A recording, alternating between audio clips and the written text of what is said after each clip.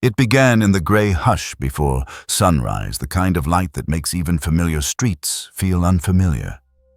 In Clearwater Springs, a small Montana town hemmed in by spruce ridges and river fog. Mornings were usually predictable. The same few trucks heading to the mill, the same cafe opening its door to the smell of burnt coffee and cinnamon. But that winter, something new entered the routine. Every day just before dawn, a man in a faded flannel jacket appeared on the main road with 3 black bear cubs following behind him. No collars, no ropes, just quiet padded footsteps and the occasional soft chuffing sound like muffled laughter in fur. The first person to see him was 10-year-old Cody Langley.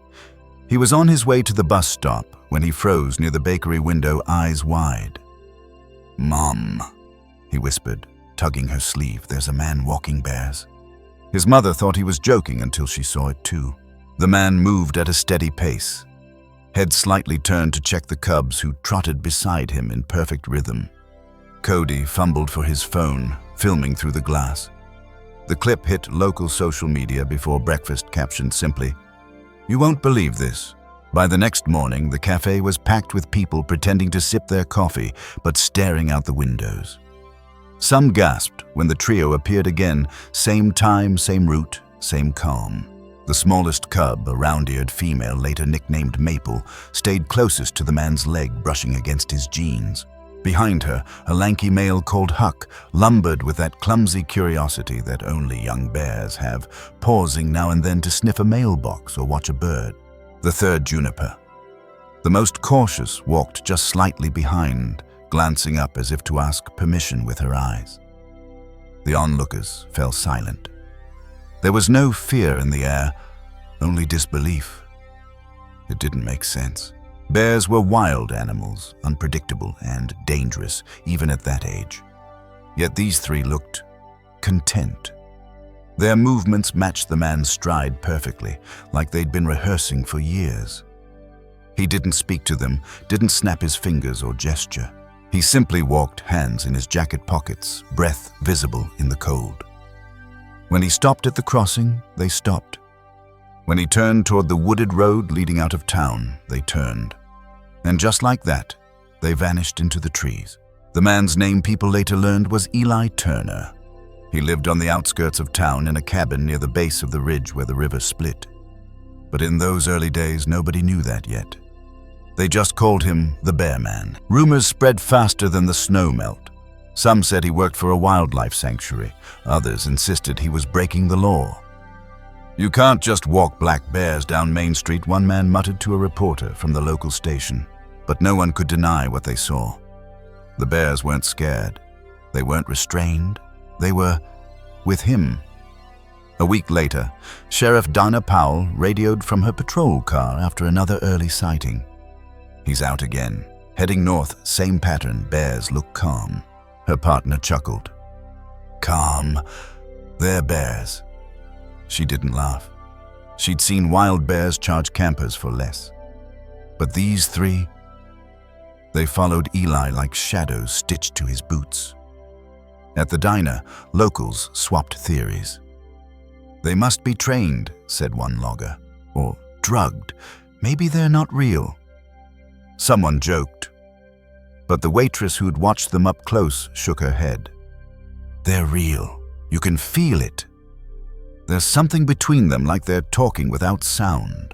On the 3rd morning, a wildlife photographer passing through Clearwater Springs stopped his truck on the shoulder and pulled out his camera. Through his lens, he caught the moment Eli knelt beside the cubs near a frozen ditch. One of them, Maple, hesitated at the edge of the ice. Eli didn't coax her. He waited motionless. After a few breaths, the cub placed her paw forward, testing the surface. Eli smiled, slow and patient.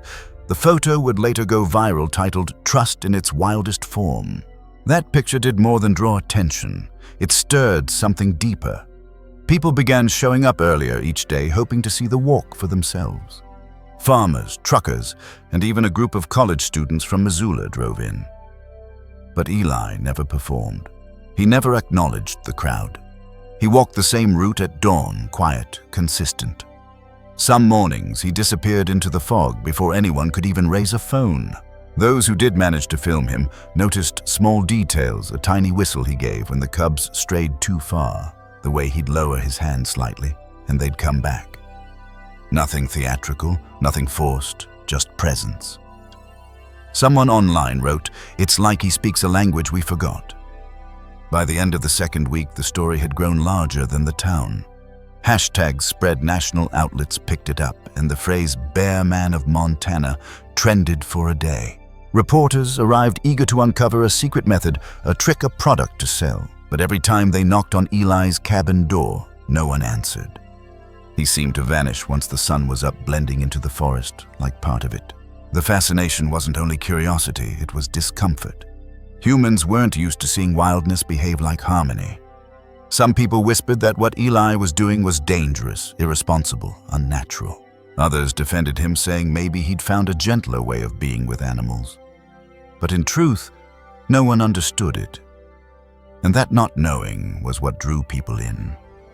One morning, an older woman named Mrs. Hill, who'd run the bakery for 40 years, stood outside holding a tray of muffins.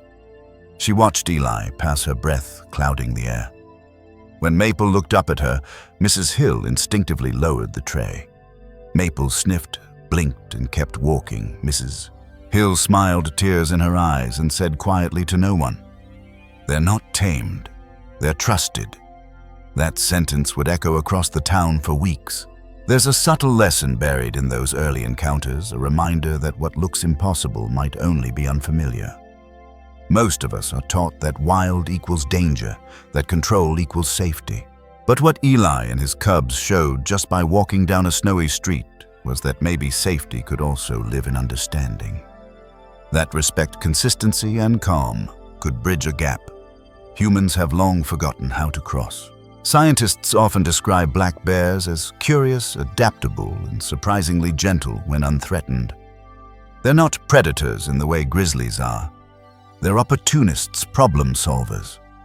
They learn routines, remember kindness, and recognize tone. In a sense, they respond to presence. Eli must have understood that instinctively.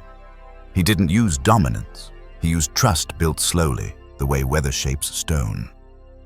And for Clearwater Springs, watching that bond each morning did something subtle to people's hearts. The cafe owner stopped putting up the no loitering sign in the window. Children stopped whispering about monsters and started saying cute things. The sheriff, once skeptical, began to lower her car window when she passed, letting the quiet of the scene sink in. Even the loggers, who'd once rolled their eyes, now stood silently when Eli walked by. But there were still skeptics. In every small town, mystery invites resistance. And in Clearwater Springs, that resistance was building. A man named Stanley Reed, retired.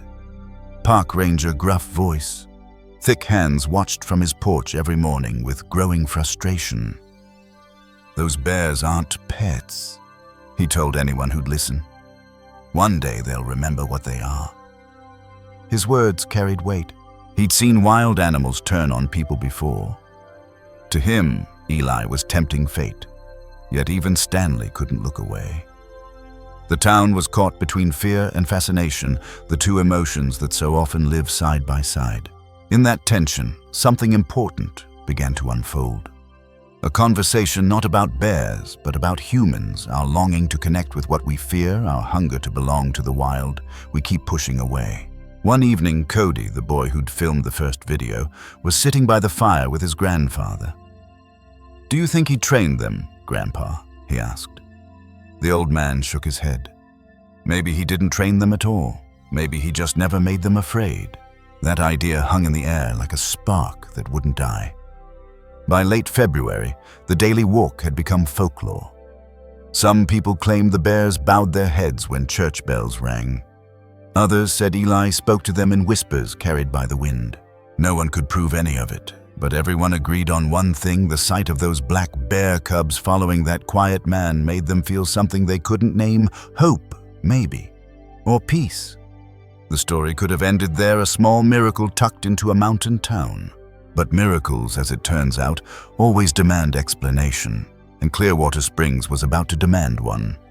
Because one morning, just as the mist lifted off the ridge, Stanley Reed decided to confront Eli Turner face to face. And that's where everything began to change.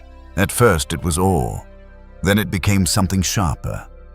Curiosity in Clearwater Springs had a short fuse. Within 2 weeks, Eli Turner and his black bear cubs, Maple, Huck, and Juniper, had turned from a quiet miracle into a debate that split the town in two. What had begun as whispers over coffee became a storm of opinions that swirled faster than the mountain winds. The video Cody filmed had gone viral far beyond the borders of Montana. People online were obsessed, a man walking wild bear cubs with no leashes, no fear, no chaos. Some called it proof that harmony with wildlife is possible. Others said it was staged or faked, a bear hoax. But for the people who lived there, who saw Eli walk down Main Street every morning, it wasn't digital curiosity anymore. It was real, close enough to touch. And that made it personal. Each day brought new speculation. In the cafe, someone claimed the bears were rescued from an illegal breeder. At the hardware store, a customer swore Eli used hidden tranquilizers. By the feed store, folks insisted he must have trained them with electric collars buried under their fur. No one had proof. But proof wasn't required. All it took was one confident voice in a small town, and the rumor rolled like thunder through the hills. The loudest voice belonged to Stanley Reed, a retired park ranger. Tall, broad-shouldered, with the quiet certainty of a man used to command, Stanley had spent decades in the wilderness and seen what wild animals could do when pushed too close. He'd seen grizzlies tear through tents, black bears raid cabins, wolves turn on handlers. So when he saw Eli walking 3 cubs through town like obedient dogs, his blood boiled. "This isn't balance," he said to anyone who'd listen. "It's arrogance."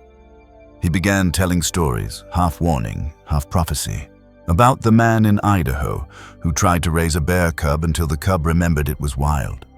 About the woman in British Columbia who lost her arm while feeding one by hand. "You can't outlove wild instinct," Stanley said. "It'll come back for you." And yet deep down, even Stanley couldn't quite explain what he'd seen. Eli didn't fit the stories. There were no cages, no fear, no chains. The bears weren't dull-eyed or aggressive. They moved with awareness, not confusion. Stanley didn't understand it, and what we can't understand, we tend to resist. The town's fascination turned restless. People began tracking Eli's schedule when he left his cabin where he stopped. Some followed him in their cars, filming from a distance. Others posted online about suspicious behavior, tagging state wildlife agencies. What they couldn't see was that Eli didn't change his path, didn't hide. Each morning, same time, same road, same quiet composure. Inside the diner, the air thickened with talk. One morning, a young mother named Sarah leaned over her coffee and said, "I think he's trying to help them." Across the counter, an older man snorted, "Help them! He's turning them into pets." Next thing you know, one of those bears will wander into someone's yard. Even people who'd never met Eli had an opinion. That's how rumor works. They thrive on distance. It makes certainty out of absence. Then one crisp morning in March, the inevitable happened. Stanley decided to confront him. He waited by the feed store at dawn, where Eli's route crossed the street. The snow was still clinging to the gutters, melting in slow drips. When Eli appeared walking with that steady, unhurried stride, the bears close behind, Stanley stepped out into the road. "You need to stop this," he said flatly. Eli paused. The bears stopped too, forming a silent line. Maple tilted her head, watching. "Stop! What?" Eli asked, his voice low, calm. "Parading wild animals through town like they're pets. You're endangering people." Eli studied him for a moment, then crouched, running a hand through the frost-covered dirt. "They're not pets," he said quietly. "And I'm not parading them." "Then what are you doing?" "Walking," Eli said simply. Stanley's jaw tightened. "You think you're special, that nature bends for you? These are bears, Turner. You can't tame them." "I don't," Eli replied. "That's why it works." Stanley didn't answer. Behind him, the cafe door opened, people watching phones half-raised, unsure whether to record or step back. The tension hung like the breath of winter itself. Then Eli stood, gave a small whistle.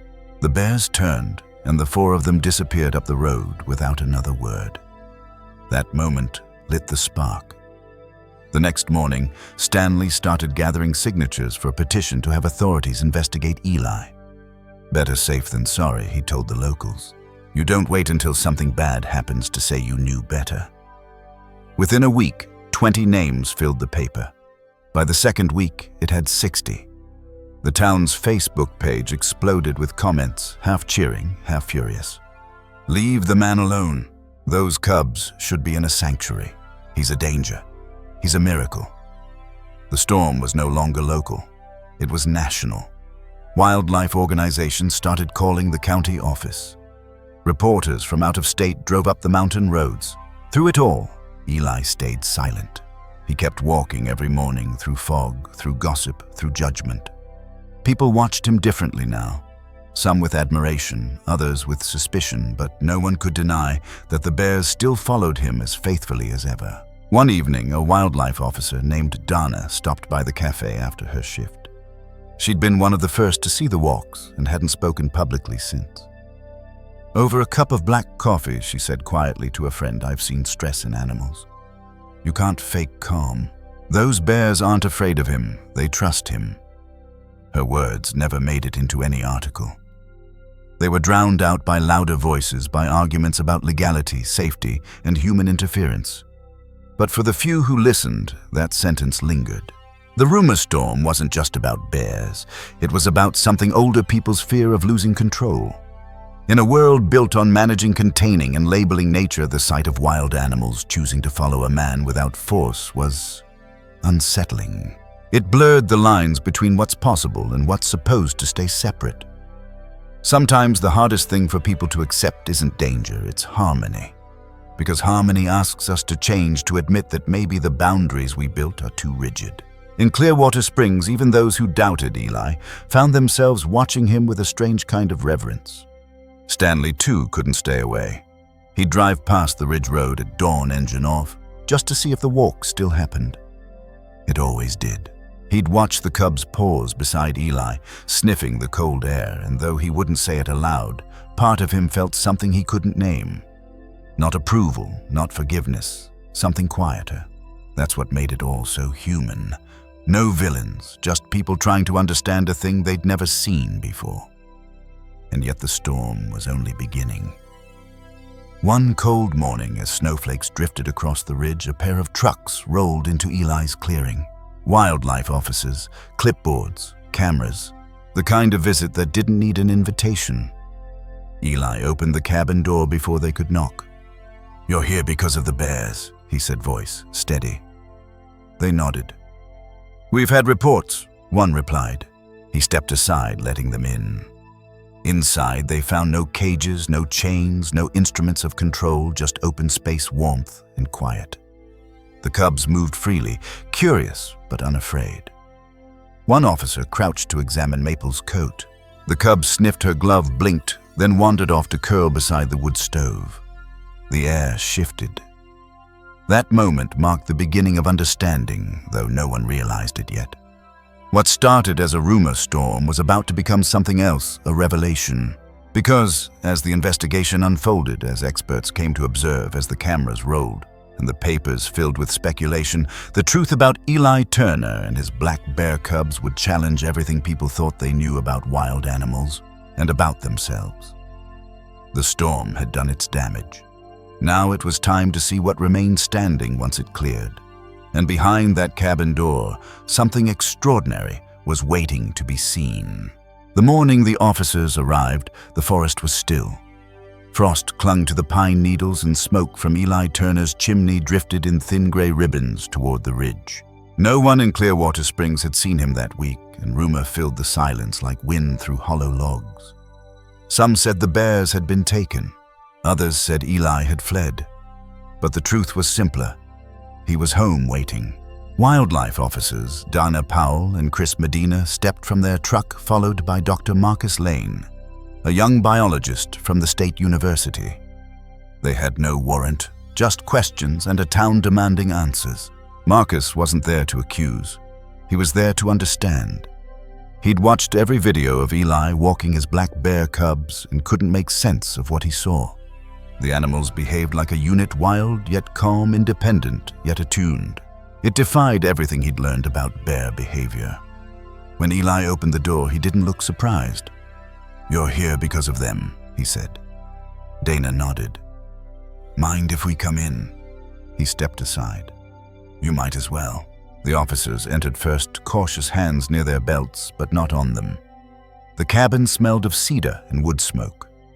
It wasn't large. One room, a small kitchen, a corner with tools, a table with notebooks. No cages, no restraints, just open space and warmth. Then they saw them. The 3 black bear cubs, Maple, Huck, and Juniper, were sprawled across the cabin like house cats who'd outgrown their beds. Huck lay near the stove, paws twitching in sleep. Maple nosed through a pile of kindling. Juniper lifted her head when they entered, studied the strangers, then rested her chin on her paws again. Not a growl, not a flinch, just watchfulness. Dana whispered, "They're not even startled." Eli shrugged. "They're used to visitors who mean no harm." Marcus crouched a few feet away, letting the bears decide how close to allow him. He'd done this 100 times in sanctuaries, always careful, always measuring distance. But this felt different. There was no fence between them, no handler issuing commands. The air was calm, steady. The cubs weren't performing. They were coexisting. He took out a small notebook. "How long have they been with you?" Maple's the oldest, about 10 months. Huck and Juniper came later. Found them injured near the ridge last spring. Injured how Eli's eyes lowered. Traps. Illegal ones. They were left to die. Marcus nodded slowly. "And you didn't take them to a rehab center? I called one. Closest was 200 miles. They said they'd have to euthanize if they couldn't be placed. I couldn't accept that, so I stayed with them. Stayed." Eli smiled faintly. "Didn't cage them, didn't train them, just stayed. Ate nearby, slept near the door so they could leave if they wanted." Marcus scribbled the words, "stayed not trained." It was the first clue. Huck stirred, padding over to Eli. The cub's paw still bore a faint scar. Eli crouched and examined it gently. Huck let out a low rumble that sounded almost like contentment.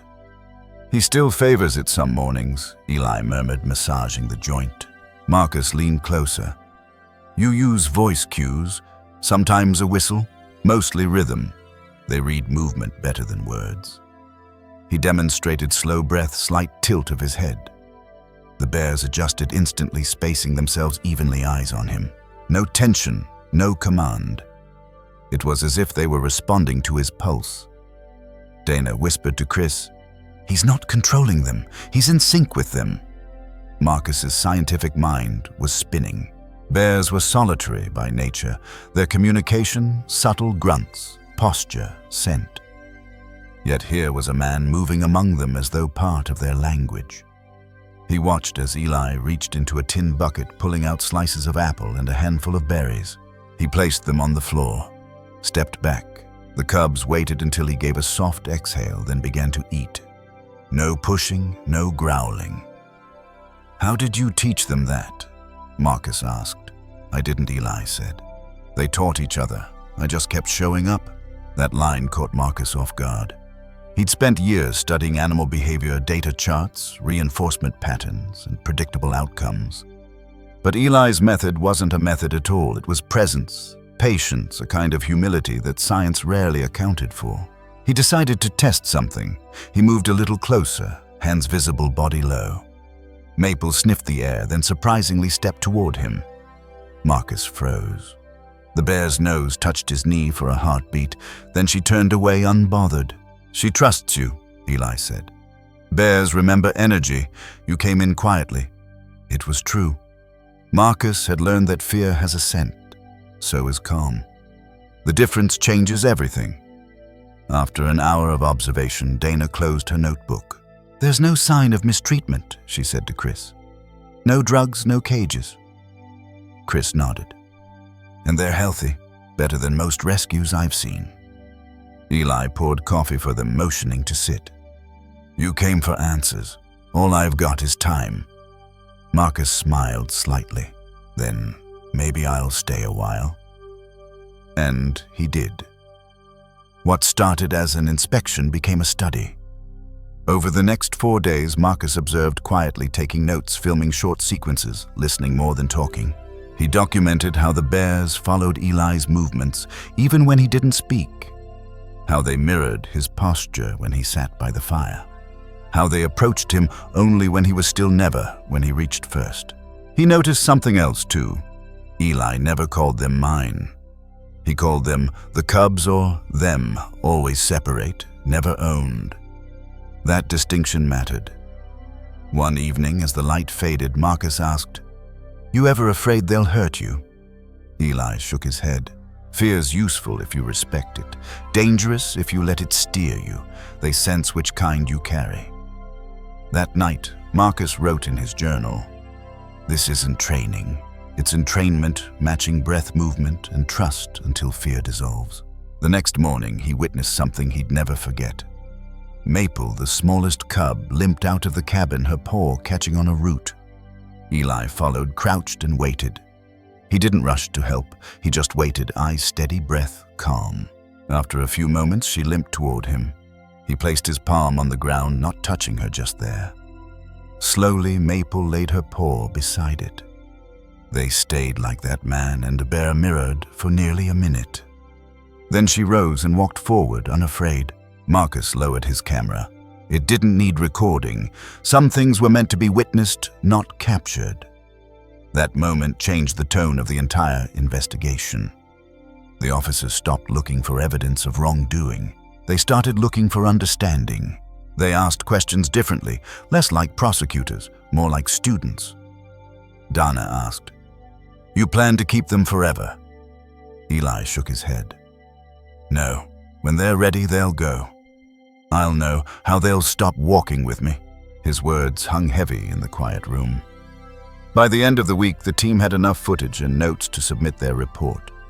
The conclusion was clear: no abuse, no violation, no captivity. What they found instead was a rare, almost sacred coexistence. When the officers left, Marcus lingered by the door. "Would you mind if I came back?" he asked. Eli smiled. "If you do bring open eyes. That's all these woods ever ask." As the truck rolled down the path, Marcus glanced back at the cabin. Through the window, he saw the bears settling near the fire, Eli seated among them, reading from a tattered notebook. The light flickered across their faces, human and wild, side by side. For Marcus, it wasn't just field work anymore. It was a mirror. He'd come expecting to measure a phenomenon.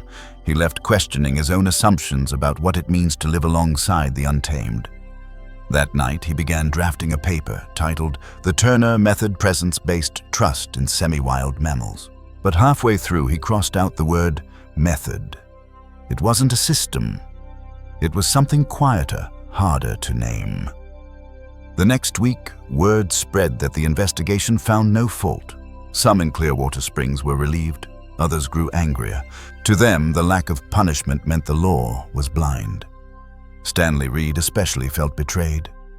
"They're blinded by spectacle," he said to a neighbor. "One mistake, one bad morning, and it's blood on our hands." He wasn't wrong to worry. Fear has its place. It keeps boundaries where boundaries protect. But sometimes fear can also build walls where bridges belong. Meanwhile, Marcus stayed longer than anyone expected.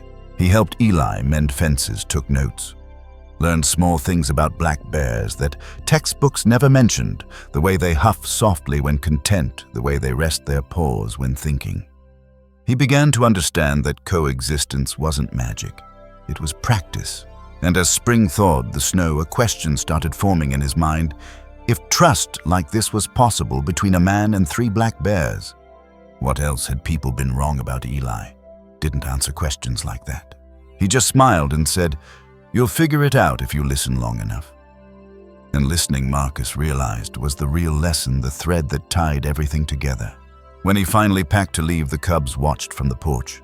Maple standing on her hind legs, Huck chewing on a pine cone. Eli waved once. Marcus waved back. Driving away, he replayed every image in his head, the quiet, the rhythm, the respect that flowed like water through that cabin. He knew his report would cause ripples. But more than that, he sensed something deeper had begun a change, not just in policy, but in perspective. Because once you've seen harmony between man and wild, it's impossible to unsee it. And that understanding would only deepen when the truth of Eli's past began to surface, the story of how a boy once rescued the smallest creatures in the woods and never stopped listening to them. For most people, Eli Turner's story started the day he walked down Main Street with 3 black bear cubs trailing behind him. But for Eli, it began much earlier, long before Clearwater Springs, long before the whispers and headlines. It began in a different forest with a different kind of silence. He grew up in the Appalachian foothills of West Virginia in a house his grandfather built from cedar and stone. His parents died when he was 9, caught in a winter storm on a mountain road, and the man who took him in, Samuel Turner, was more mountain than man. He spoke little, moved slowly, and carried the kind of quiet that comes from watching the seasons repeat too many times. Eli remembered mornings thick with mist, the smell of pine sap and wood smoke, and his grandfather's boots crunching frost outside before dawn. Samuel was a retired logger, his hands rough and his back bent, but his eyes were sharp. He'd once trapped for a living, back when it was how men survived. But age had softened him. He'd stopped setting traps. Now he freed what others caught. That shift shaped Eli's entire life. One December morning, Samuel took the boy into the woods. "You see this?" he said, kneeling by a metal snare tangled with fur. Inside, a fox lay trembling, one leg twisted and bleeding. Eli's breath caught. Samuel didn't flinch.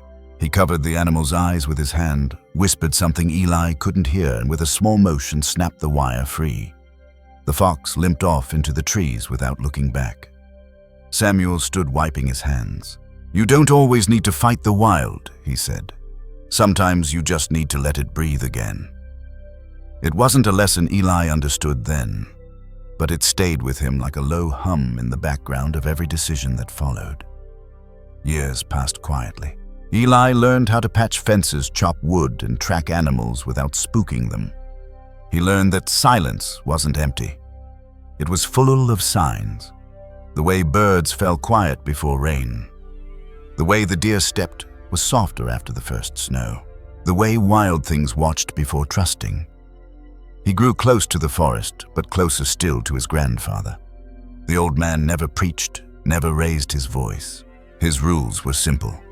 Take only what you need, return what you can, and never forget that every living thing remembers how it's treated. When Eli was 16, he found his first orphaned animal alone. A raccoon barely alive was caught in the rusted remains of a forgotten trap near the stream. He freed it, carried it home under his jacket, and stayed awake for nights, feeding it drops of milk from a syringe. When the raccoon was strong enough, Samuel insisted they release it. Eli hesitated. "What if it can't make it?" Samuel handed him the cage door. "Then it'll come back, but you have to give it a choice." The next morning, they opened the door by the stream. The raccoon climbed out, sniffed the air, and vanished. For days, Eli waited, half hoping it would return. It never did. But something inside him shifted. For the first time, he understood that love wasn't holding on, it was letting go when the time came. That understanding grew over the years, layer by layer, like rings in a tree. When Samuel died, Eli was 21. He buried him on the hill overlooking the valley beneath an oak that had stood longer than any of them. On the headstone, Eli carved the words Samuel once spoke, "Let the wild breathe again." For a long time after that, Eli didn't speak much. He drifted, working seasonal jobs, logging, guiding, fixing things, never staying in one place too long. But wherever he went, he found himself drawn to the edges of human noise, to the woods, the silence, the wild. It was during those wandering years that the story of the black bears began. He was in Montana, then repairing cabins near the border of Glacier National Park. The forests there were bigger, darker, filled with sounds that echoed like memory. One spring morning, while hiking near a ridge to clear fallen branches, he heard a sound he hadn't heard since that day with the fox, a high, desperate cry. He followed it to a clearing where the snow was still thick in patches. Beneath a fallen log, two small shapes shivered, barely moving. Bear cubs. Their mother lay a few feet away, lifeless, with a bullet wound just below the shoulder. Someone had shot her and taken only the pelt. The cubs were so tiny they fit in his hands, their eyes barely open, fur damp from melting snow. They whimpered softly, pressing into each other for warmth. Eli wrapped them in his flannel jacket and carried them home. He didn't think about what it meant. He just acted the way Samuel would have. For days he fed them goat milk with a dropper, cleaned their fur with a warm cloth, and kept them near the stove in a wooden box. He named them Maple and Huck. One male, one female. They cried through the nights, soft rasping sounds that reached into him like claws made of need. But they survived, and something in him healed with them. He remembered how Samuel once said, "If you listen long enough, the forest talks back." Eli began to understand that now. He learned their rhythms, the way Maple would nudge his hand when she wanted food, how Huck would only eat if Eli hummed low tones while sitting near the fire. Every day they grew stronger, more curious, less afraid. When they were old enough to walk, he opened the cabin door and stepped aside. He expected them to run into the trees, but they didn't. They sniffed the air, turned toward him, and followed, step by step. That was the first walk. No command, no leash, just trust. Over time, more animals came injured, orphaned, lost. Eli never went looking for them. They just appeared. A fox with a broken leg, a hawk with a torn wing. Even a fawn, once trembling and cold, its mother was hit by a car. He helped them all the same way, with time, space, and quiet. Some healed and disappeared. Others stayed a while longer, then left when ready. He never forced it. He never asked for anything in return. Years later, when Maple had cubs of her own, Eli found himself caring for the next generation, 3 black bear cubs orphaned after a wildfire swept through the ridge. Maple's offspring, but also his responsibility. Those cubs were the ones Clearwater Springs would one day see walking down Main Street. Marcus Lane would later call it a living experiment in coexistence. But Eli didn't think of it that way. To him, it was simply continuing what his grandfather began, keeping alive the fragile thread of understanding between people and the wild. There's a lesson hidden in that lineage, quiet but powerful. We inherit not just land or names, but ways of seeing. Samuel saw wildness not as danger, but as something sacred. Eli carried that forward, showing that respect can build bridges where fear builds walls. When Marcus listened to Eli tell this story by the fire one night, he didn't interrupt. He just watched the man's hands moving as he spoke, steady, weathered, patient. "You think that's why the bears follow you?" he asked. Eli smiled faintly. "They don't follow me. They walk with me. There's a difference." Marcus wrote that line down. It would later anchor his research paper, though Eli never read it. Outside the cabin, the forest was alive with the sounds of spring owls calling, branches shifting the river, murmuring in the distance. Inside, the cubs dozed, their breathing soft and rhythmic. Eli added another log to the fire. The light flickered across his face, the same glow that once shone on Samuel's. For the first time, Marcus understood something he couldn't find in textbooks, that empathy doesn't start with knowledge. It starts with listening with humility, with the willingness to stand still long enough for another creature to trust you. That was Eli's real inheritance. And it was that inheritance that would soon be tested when the balance between love and law collided. Because in a world where rules exist to protect and wildness refuses to be contained, coexistence often walks a razor's edge. The story of where it began was beautiful, but what came next would determine whether it could survive. And in the mountains above Clearwater Springs, that test was about to begin. By early summer, Clearwater Springs had grown quiet again. The storm of curiosity around Eli Turner and his black bear cubs had faded into a strange peace until the letter arrived. It came in a brown envelope stamped with the seal of the Montana Department of Fish, Wildlife, and Parks. Marcus found it first resting on the porch rail while Eli was chopping firewood. He handed it over silently. Eli opened it without hesitation. The letter wasn't cruel, but it was cold. It stated in measured language that housing or maintaining wild black bears without state authorization was a violation of federal and state wildlife codes. The agency requested compliance within 30 days. The meaning was simple: release them or face charges. Eli folded the paper, slipped it into his pocket, and went back to splitting logs. Marcus watched quietly. "You're not going to fight it?" he asked. Eli didn't look up. "I don't fight things that are already scared," he said. "The law's just trying to protect what it doesn't understand." But the town heard about the letter within a week, and suddenly everyone had an opinion again. Some saw it as justice, others as betrayal. Stanley Reed, the former ranger who had pushed hardest for an investigation, told the local paper, "This isn't about hate, it's about safety. Sooner or later, the wild remembers itself." His words spread faster than truth ever could. What most people didn't know was that the bears weren't caged, not even now. Eli had built his life around their freedom.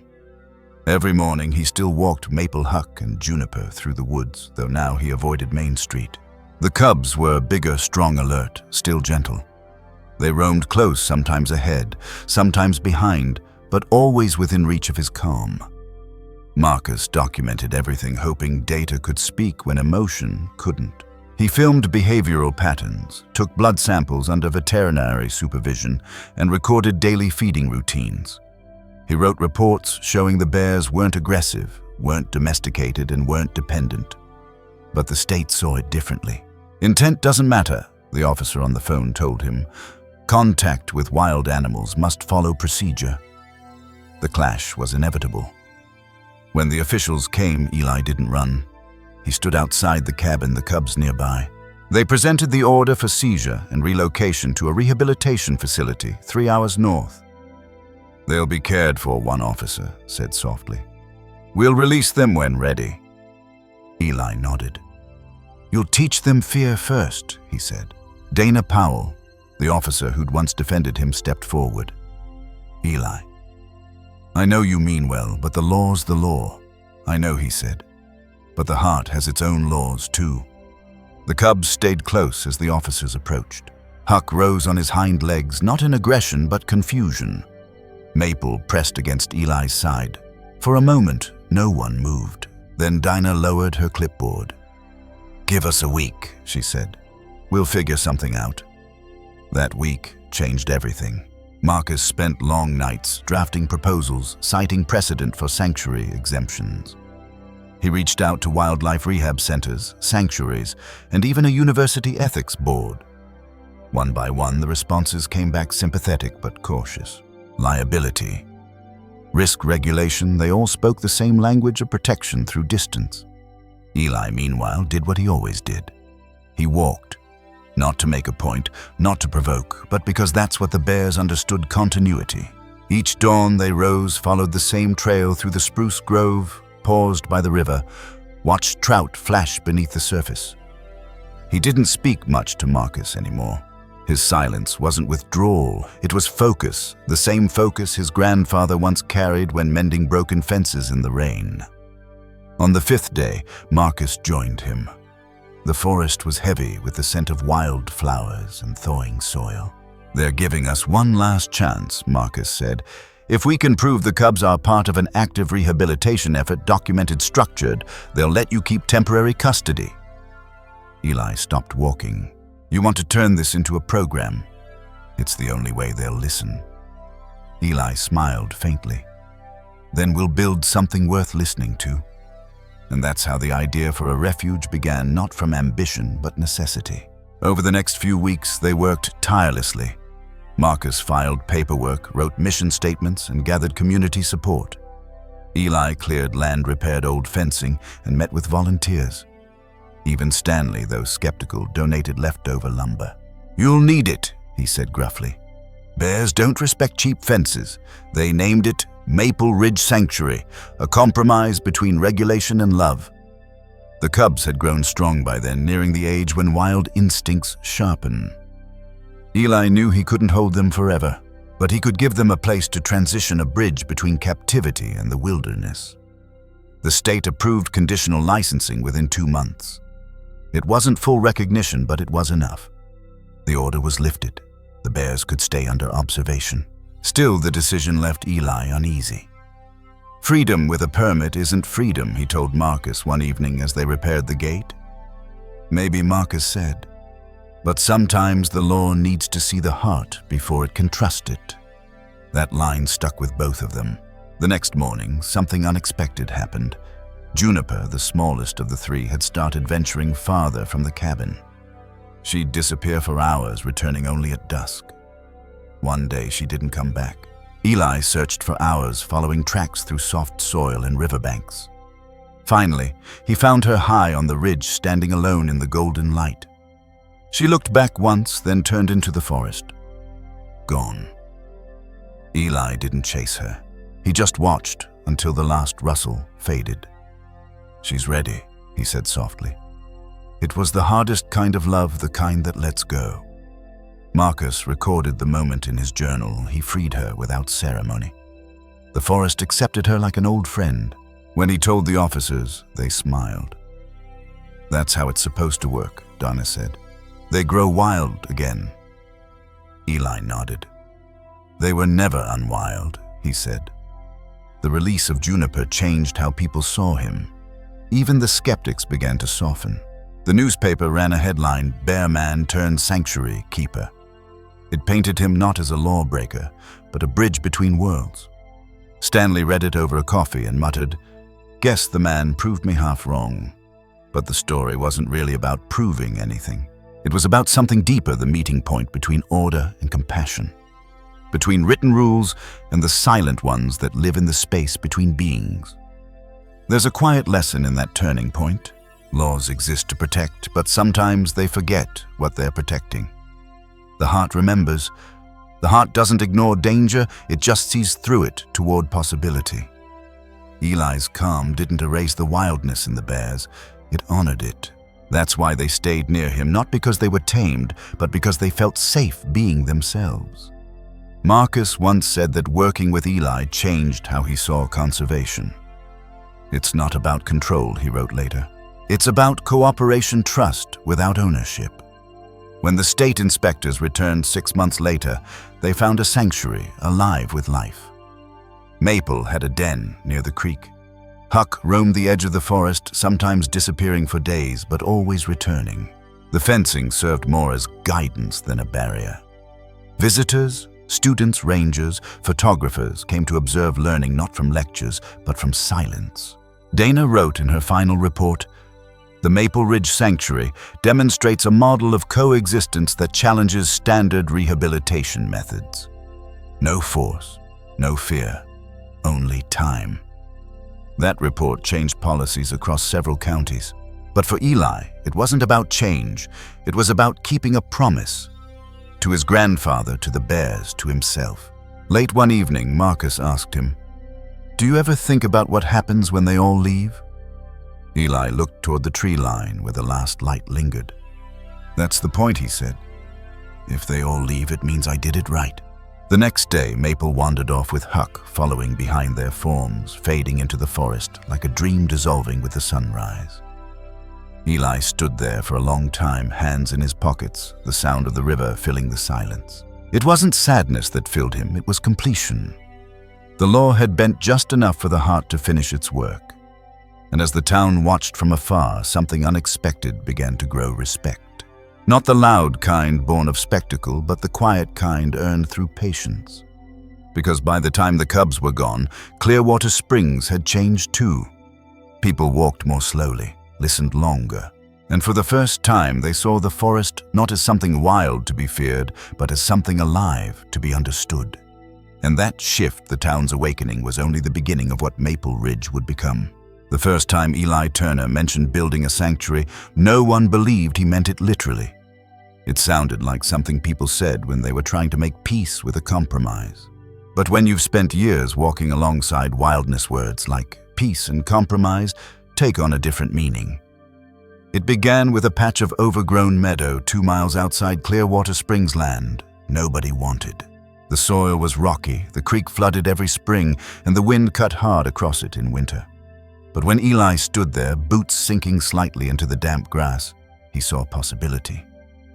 "They need somewhere that's halfway between wild and safe," he told Marcus. "Somewhere that isn't trying to change them." Marcus smiled. "So a place like you?" Eli shrugged. "Maybe, but it should outlast me." They named it Maple Ridge Sanctuary after the first cub, who had followed Eli's footsteps years before. The state approved the site as a pilot project, conditional supervised, and under constant review. But for Eli and Marcus, it wasn't about paperwork. It was about creating space where understanding could breathe. The building began quietly. A handful of volunteers showed up on the first weekend, a carpenter from the mill, 2 local college students studying wildlife management, and unexpectedly, Stanley Reed. He brought a flatbed of old fence posts and a box of nails. "You'll need stronger gates than you think," he said, setting the supplies down without meeting Eli's eyes. Eli just nodded. "Appreciate it." For weeks they worked from dawn to dusk. The bears, Maple and Huck, now nearly full-grown, watched from the edge of the woods, curious but cautious. They'd step closer when the tools quieted, sniffing sawdust and watching the men dig post holes. When someone dropped a hammer, Huck flinched but didn't flee. "He's learning the sound of safety," Eli said softly. By midsummer, the sanctuary began to take shape. Not a zoo, not a cage. Just space, open forest enclosed by perimeter fencing designed to protect, not confine. Inside, there were natural dens, shaded feeding areas, and a small visitor platform built from reclaimed pine. The creek ran through the center, alive with trout and dragonflies. Every part of it was meant to remind both humans and animals that coexistence wasn't a spectacle, it was a practice. The community's reaction was mixed at first. Some applauded the idea, proud that their small mountain town would host something so unique. Others worried it would attract tourists, noise, and chaos. "People come to look, not to learn," Stanley warned. But Eli's rules were clear. No crowds, no performances, no touching. Visitors came by appointment, guided only by silence and patience. Marcus helped design the educational program, simple but powerful. Visitors were encouraged to sit quietly on the platform for an hour, no talking, no phones. At first, most couldn't handle it. Silence made them restless.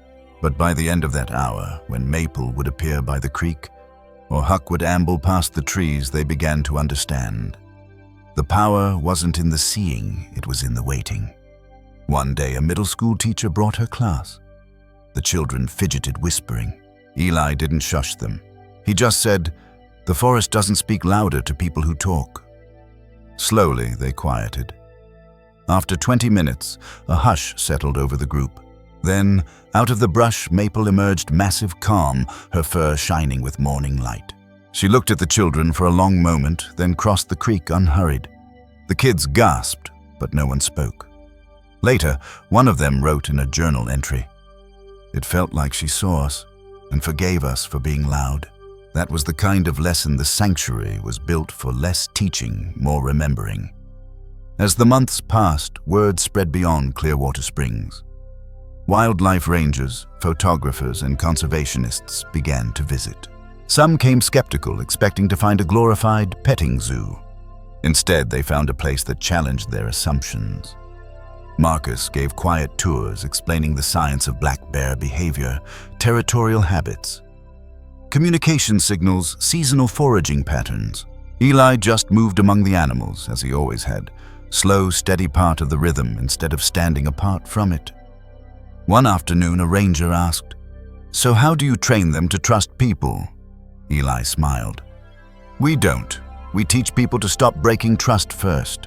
It was a different kind of education, one that didn't fit neatly into the categories of law or biology. It was the space between those worlds the bridge built, not from rules, but from respect. Juniper's absence lingered in the sanctuary like a gentle ghost. Eli mentioned her rarely, but sometimes when he watched Maple nap near the creek, his expression softened in a way that said he was thinking of the cub who had chosen her freedom early. Marcus once asked if he ever missed her. Eli answered, "You don't miss what returns to where it belongs. You just wait to meet it again, somewhere else." That sentiment echoed through the sanctuary's mission statement when Marcus finalized the non-profit paperwork. A place for wild hearts to heal and return home if they choose. The first year brought its challenges. Winter storms knocked down sections of the fence. Spring floods washed out part of the path to the visitor platform. Funding was scarce, but every time something broke, people showed up. Neighbors, students, even Stanley. The same man who once petitioned to have the bears removed now came with tools in hand. When Marcus teased him about it, Stanley grunted, "A man's allowed to change his mind when the evidence changes." Bit by bit, the sanctuary grew stronger, not just physically, but in purpose. It became a meeting point between generations. Locals teaching city volunteers how to read animal tracks. Biologists explaining migration patterns to farmers and children. Explaining patience to their parents. One of the sanctuary's first major projects was the Juniper Release Program, named after the cub who had walked back into the wild. It focused on rehabilitating injured or orphaned black bears with minimal human interference. Eli trained volunteers in quiet observation feeding without eye contact, monitoring from a distance using scent to signal safety. "They have to remember they belong out there," he said. "Our job is to help them forget us." Over 2 years, the sanctuary released 3 more bears into the surrounding forest. Each time it was quiet, no cameras, no ceremony. Just a man opening a gate, stepping back and watching a life rejoin the world. And each time Clearwater Springs grew prouder. The same people who once whispered danger now said beautiful. The sanctuary became a point of reflection for the town. A reminder that harmony doesn't come from conquering the wild, but from listening to it. Eli often said that building Maple Ridge wasn't about saving animals, it was about saving the part of humanity that still knew how to care without needing control. Marcus put it differently. It's a sanctuary for people who forgot they were part of nature too. There's a quiet lesson in that work. We think of sanctuaries as shelters for others, but sometimes they're built to protect the gentlest parts of ourselves, the parts that still believe in trust, patience, and second chances. By the end of the 3rd year, the sanctuary had earned official recognition as a licensed rehabilitation and education center. Grants came in. Students interned, documentaries were filmed. But Eli kept it simple. No merchandise, no slogans. Just one wooden sign at the entrance: "Walk quietly." They're listening. And they were. Every dawn, Maple still walked the perimeter. Huck still played by the creek, and sometimes, if the wind was right, you could hear Eli's soft whistle echoing through the trees. When Marcus looked out over the sanctuary one evening, he realized how much had changed, not just in the landscape, but in the people.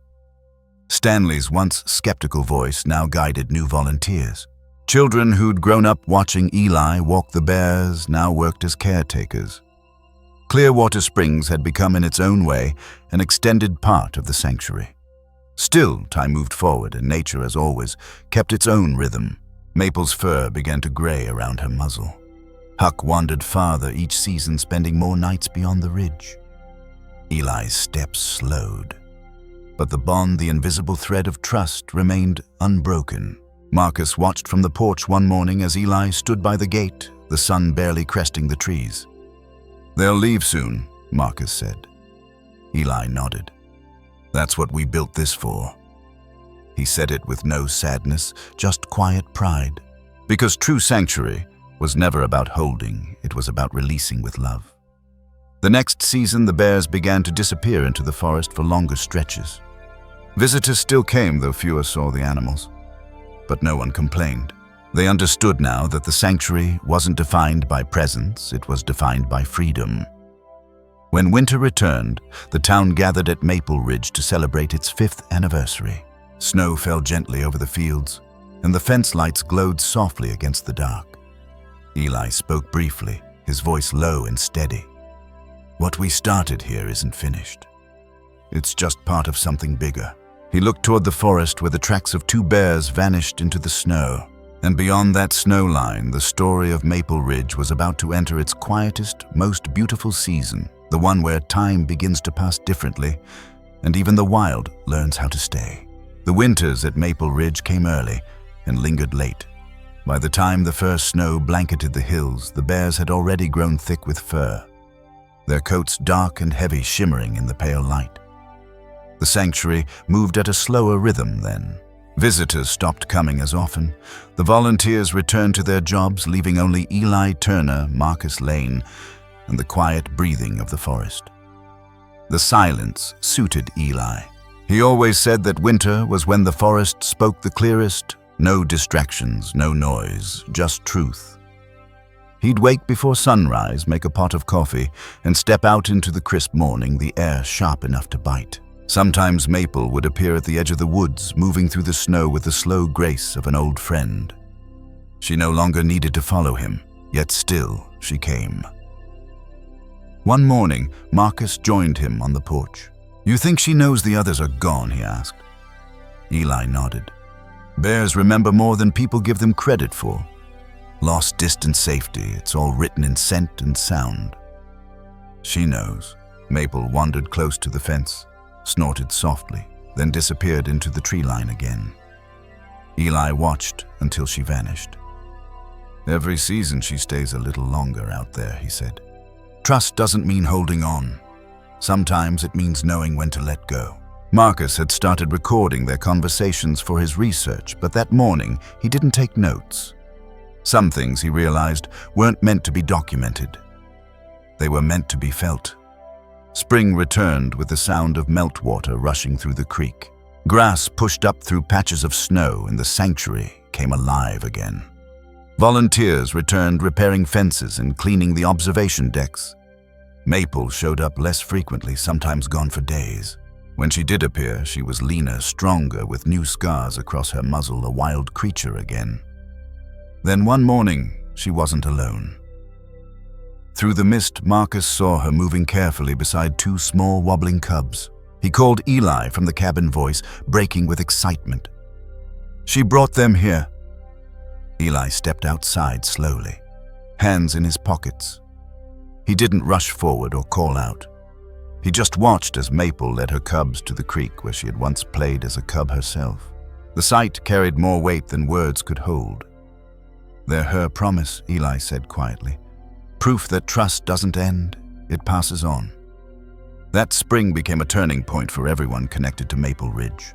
The volunteers who'd once doubted now worked with renewed purpose. Local schools sent students to learn about bear behavior and conservation.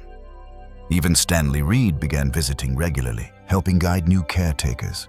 When a journalist asked why he'd changed his mind, he said simply, "I used to think the man was taming bears. Turns out he was teaching people."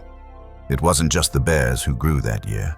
Marcus's paper, The Turner Model Trust-Based Coexistence in Black Bears, was published in a wildlife journal.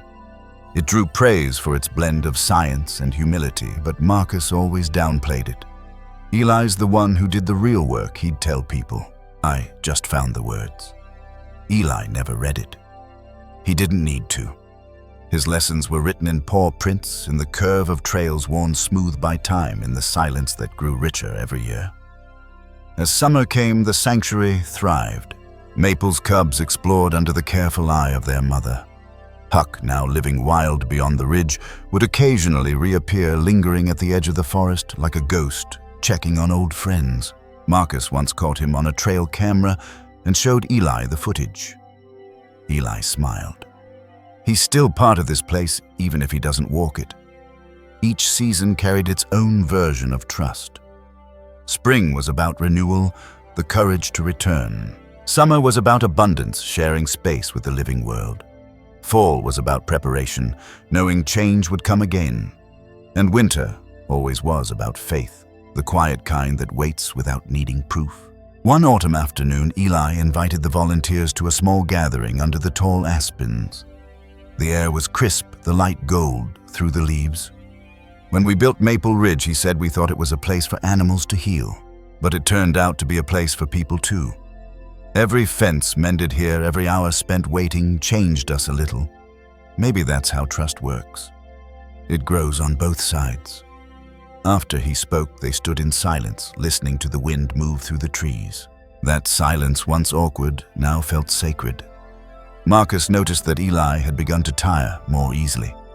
His walks were shorter. His beard had turned fully gray, but his eyes still held that same steady calm. When Marcus suggested taking a break, Eli laughed. "You don't pause the forest because winter's coming," he said.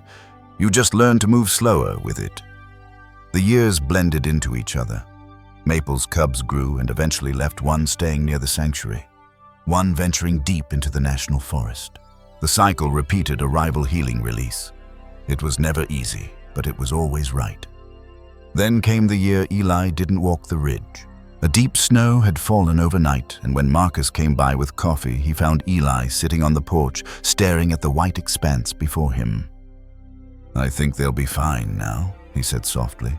"Maple, Huck, the new ones, they know their paths." Marcus nodded. "And the sanctuary?" Eli looked around at the quiet land, at the signs of life everywhere. Bird tracks, half buried, paw prints, the faint hum of wind through the pines. It knows too. That winter, Clearwater Springs gathered at Maple Ridge for their first community night of reflection. They lit lanterns along the path and told stories about what the sanctuary had taught them. A young volunteer named Liam, barely 17, spoke last. "Before I came here, I thought wild animals didn't need people. Now I know they just don't need our fear." Eli smiled as he listened. He'd always believed the sanctuary's future would belong to someone younger, someone who could carry the message forward. Marcus had already begun mentoring Liam in wildlife biology. Together, they represented the next generation of caretakers, the next link in a quiet chain. As winter deepened, Maple returned one final time. She stood by the creek at dusk, snow falling around her, her breath fogging the air. Eli watched from the porch, his hand resting on the railing. No words passed between them, but something deeper did.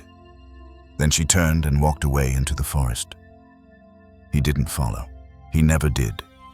That night, Marcus wrote in his journal, "Trust is not a thing you build once. It's a rhythm you learn to live inside." Eli lives in that rhythm now, the same one the bears do. When spring came again, Eli's health began to fade.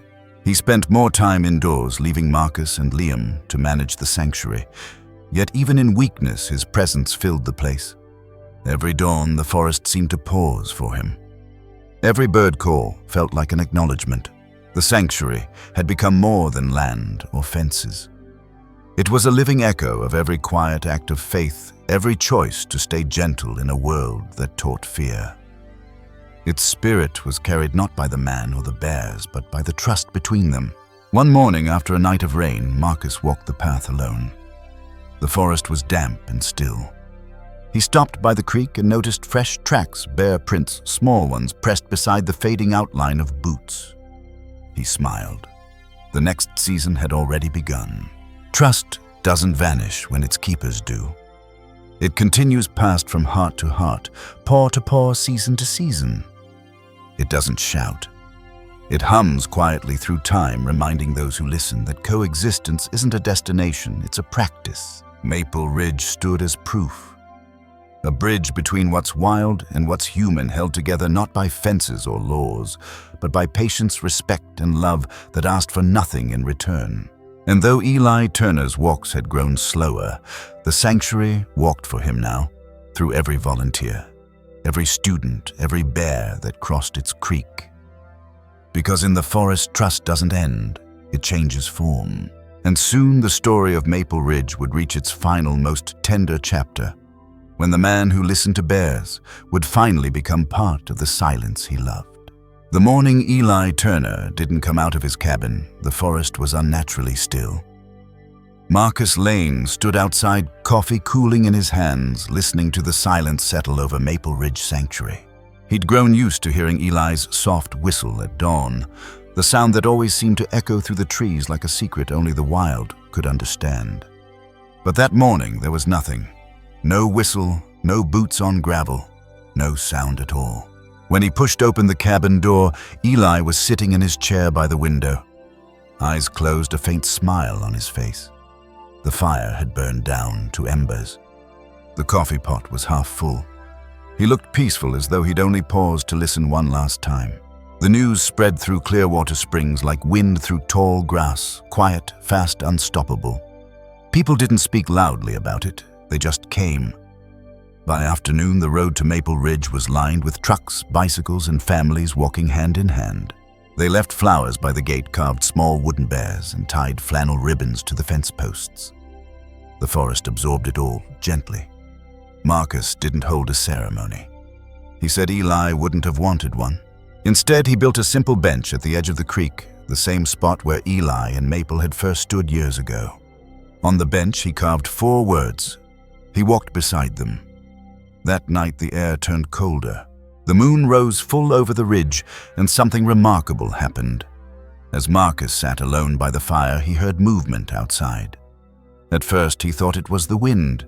Then he saw them, 3 dark shapes emerging from the trees. Maple, older now, Huck beside her, and behind them, 2 young cubs blinking in the moonlight. They walked to the porch, paused and looked toward the cabin. They stayed there for a long time, quiet still. Then Maple lifted her head and gave a low, rumbling huff, the same sound she'd made when she greeted Eli on those early mornings. It wasn't sorrow. It was an acknowledgement, and just as silently, they turned and disappeared into the forest again. Marcus didn't chase them. He just sat there, realizing what Eli had always meant when he said the forest watches back. It wasn't magic. It was reciprocity. When you give respect long enough, the world begins to respond in kind.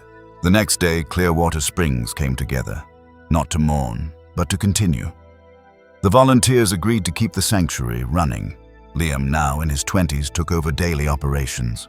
Marcus became the director but refused to take credit. "I'm just following the path he cleared," he said. Under their care, Maple Ridge grew into something larger than any of them imagined. The refuge expanded, adding an education center built from reclaimed timber. School children came to learn about ecosystems, black bear conservation, and the science of coexistence. But more importantly, they learned about patience, the kind of quiet strength Eli had lived by. In one of the classrooms, Marcus hung a photograph of Eli, walking down the road with Maple, Huck, and Juniper close behind him. Beneath it, he wrote, "Coexistence begins where fear ends." The sanctuary's story began appearing in documentaries and wildlife magazines. Biologists cited it as a case study in interspecies trust. Photographers came hoping to capture the mystery of it all, but most left with something deeper than pictures, a changed understanding of what it means to be part of the natural world. Years later, during a conference in Missoula, Marcus was asked what made Eli Turner different. He paused, then said, "Most people see animals as something to study, control, or save. Eli didn't see them as anything separate. He saw himself as part of their rhythm, and they felt that. That was the legacy of Maple Ridge, the proof that understanding doesn't always start with intellect. Sometimes it begins with stillness.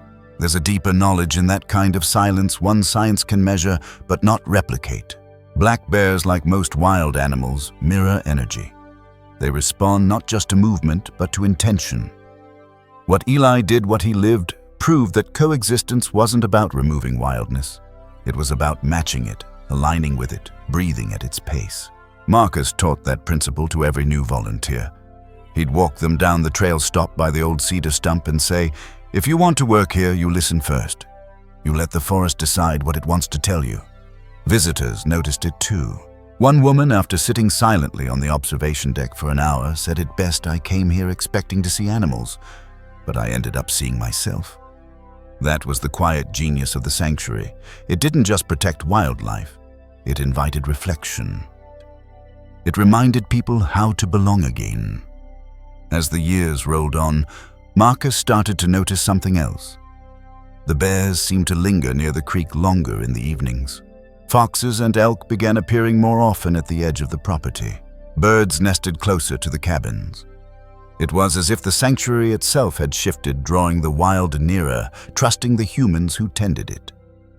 He told Liam one evening, It's funny, we thought we built this for them, but it turns out they built it for us. Liam smiled. Maybe both. There's a lesson in that symmetry, one that goes beyond biology. True coexistence isn't about ownership or control. It's about humility. About realizing that we're guests in a world that existed long before us and will continue long after. When you walk with respect, the forest walks with you. When you listen long enough, it answers. Eli's absence became part of Maple Ridge's rhythm, the same way winter gives meaning to spring. His presence was felt in every breeze, every paw print by the creek, every volunteer who learned to move quietly. On the anniversary of his passing, the community gathered at dusk.